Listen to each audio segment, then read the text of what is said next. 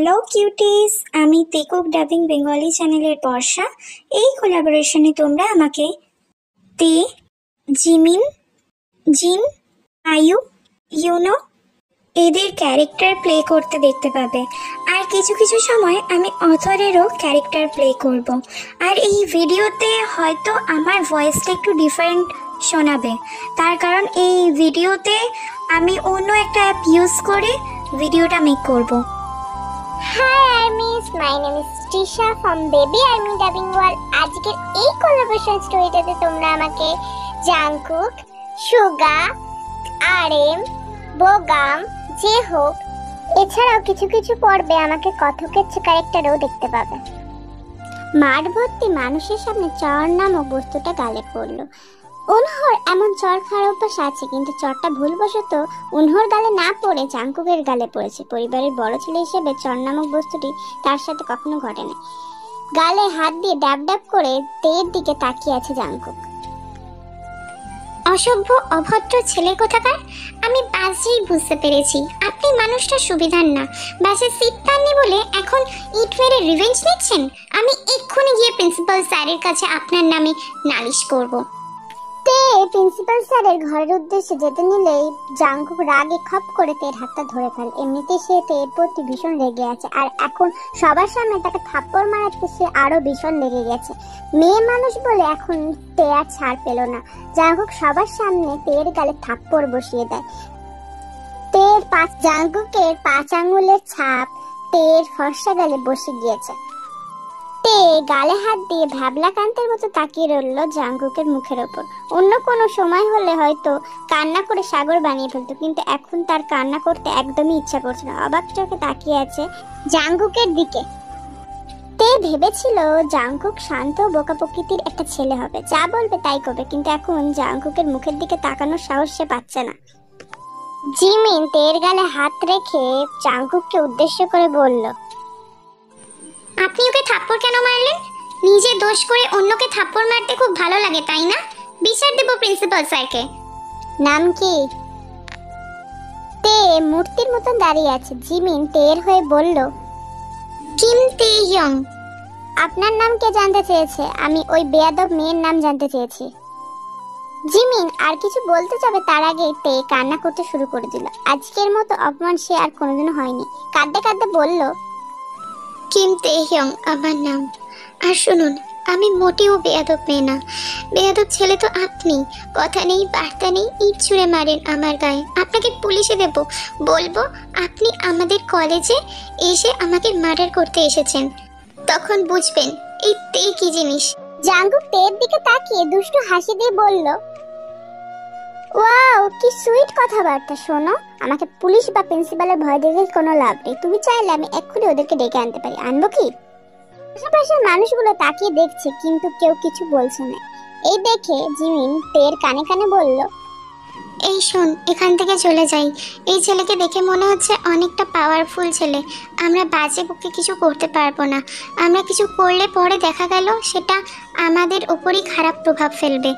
তাছাড়া এখানে দাঁড়িয়ে থেকে অপমানিত হওয়ার চেয়ে ক্যান্টিনে গিয়ে খাবার খেয়ে পরের ক্লাস করা ভালো।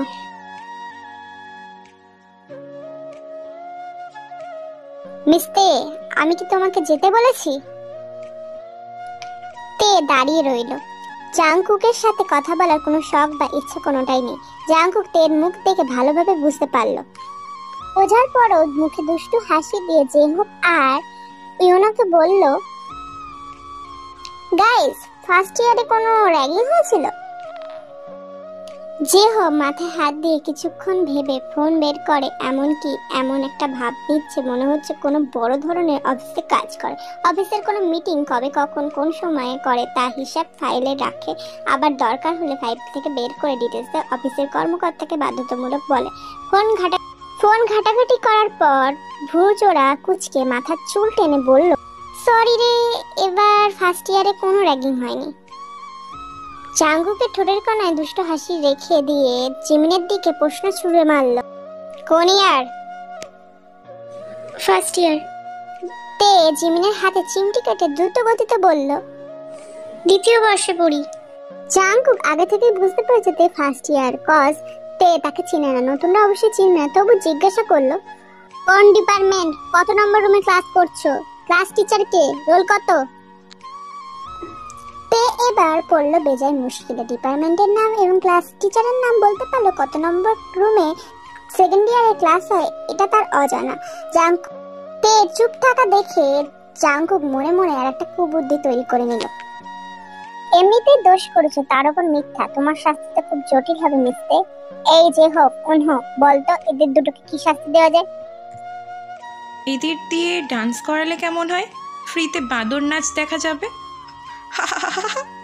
জাংকুক ধমকের সুরে বলল, একদিন তোকে মারার জন্য আমার পায়ে দামি জুতোগুলো ছিটতেই হবে। সব সময় বাজে আর ফালতু কথা লেগেই থাকে তোর মুখে। যে হোক ওর মাথায় একটা চড় মেরে বলল, ওর কথা বাদ দে, শোন, দোষটা যেহেতু তোর সাথে করেছে তাহলে শাস্তিটা তুই দে। জাংকুক মনোযোগ সহকারে কিছুক্ষণ ভেবে বলল, তোমাদের দুজনের পা একসাথে বাঁধা হবে, 20 বার না থেমে দুইজন এই কলেজের পুরো মাঠ, ক্যাম্পাস, ক্যান্টিন, এমনকি পুরো বিল্ডিং গুলোতে একবার যাবে আর একবার আসবে, মনে রাখবে 20 বার। জাংকুকের কথা শুনে তে মাঠে দাঁড়িয়ে পুরো ভার্সিটিটার চোখ বুলিয়ে নিল। 3 ঘন্টা করে হাঁটলে 10 বার হয় কিনা বলা মুশকিল। তে করুণ চোখে জাংকুকের দিকে তাকালো। তেকে অনেকে বলেছে তের চোখে নাকি জাদু আছে, কেউ তার চোখের দৃষ্টির দিকে তাকিয়ে বারণ করতে পারবে না। আজ তের পরীক্ষা করার জন্য জাংকুকের দিকে তাকিয়ে বলল, কিভাবে সম্ভব 20 বার কলেজ ঘোরা? তের করুণ দৃষ্টি জাংকুকের পাথরের মন গলাতে সক্ষম হলো না। জাংকুক তখন বলল, ওকে 25 বার দিলাম, তাড়াতাড়ি যাও। অন্যর 3টা রুমাল একত্রে বেঁধে জিমিন আর তের পা বেঁধে দিল। দুই বান্ধবী একে অন্যের কাঁধে হাত দিয়ে হাঁটা শুরু করলো। কেউ কেউ তাদের দুজনের দৃশ্য দেখে ফোনে বন্দি করছে, কেউ হাসছে, কেউ বা দুঃখ প্রকাশ করছে। জিমিন এই অপমান সহ্য না করতে পারে কান্নায় ভেঙে পড়তে লাগলো। তেও নিজেও অনেকটা ভেঙে পড়ছে, সে ভাবছে আজ তার জন্যই জিমিনের এই অবস্থার সৃষ্টি হয়েছে। 3টা রুমাল একত্রে বেঁধে জিমিন আর তের পা বেঁধে দিল। দুই বান্ধবী একে অন্যের কাঁধে হাত দিয়ে হাঁটা শুরু করলো। কেউ কেউ তাদের দুজনের এই দৃশ্য দেখে ক্যামেরা বন্দি করছে, কেউ কেউ হাসছে, আবার কেউ কেউ দুঃখ প্রকাশ করছে। জিমিন এই অপমান সহ্য করতে না পেরে কান্নায় ভেঙে পড়লো। এদিকে তে নিজেও অনেকটা ভেঙে পড়েছে, সে ভাবছে আজ তার জন্যই জিমিনের এই অবস্থার সৃষ্টি হয়েছে। 1 ঘন্টা 25 মিনিট হওয়ার পর জাংকুক লোক পাঠিয়ে তে জিমিনকে জানিয়েছে আর হাঁটতে হবে না। এতক্ষণ হাঁটার পর শরীরে তাদের যায় অবস্থা, একবার সিঁড়ি বেয়ে ওপরে ওঠা আর একবার নিচে নামা, তাদের দুজনের পা অচল হবার উপক্রম। ধপ করে সিঁড়ির ওপরে বসে পড়ল জিমিন। ইওনো পাজি ছেলেটা অনেক শক্ত করে তাদের পা বেঁধেছে। জিমিনের পা লাল হয়ে গেছে, তে হাঁটার পথে উষ্টাকে পা ছিলে ফেলেছে। জিমিনের দিকে তাকিয়ে আদুরে ভঙ্গিতে বলল, খুব খারাপ ছেলে, মন চাইছে মেরে ধরে দাঁত ভেঙে দি, একদম মেরে শুইয়ে দি। বোন, তুই এতক্ষণ হাঁটার পরও কিভাবে এত কথা বলছিস? তুই মানুষ না রোবট? আমি আজকে হেঁটে বাড়ি যেতে পারবো না। তুই না রোগা হতে চাইছিস? তোর জন্য হাঁটা খুব জরুরি, কয়েকদিন এভাবে হাঁটলে দিব্যি রোগা হয়ে যাবে। হ্যাঁ, আমি বেশ কিছুদিন এভাবে হাঁটি আর কিছুদিন পরে চিকনি চামেলি হয়ে বাতাসে উড়ে বেড়াই। এটাই তো তুই চাইছিস, তাই না? দেখ, তোর সাথে কথা বললেই কথা বাড়বে। এখন তাড়াতাড়ি বাড়ি যেতে হবে, চল।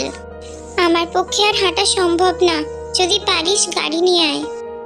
আসো বাবু, তোমায় কোলে করে বাড়ি দিয়ে আসি, যত সব ঢং।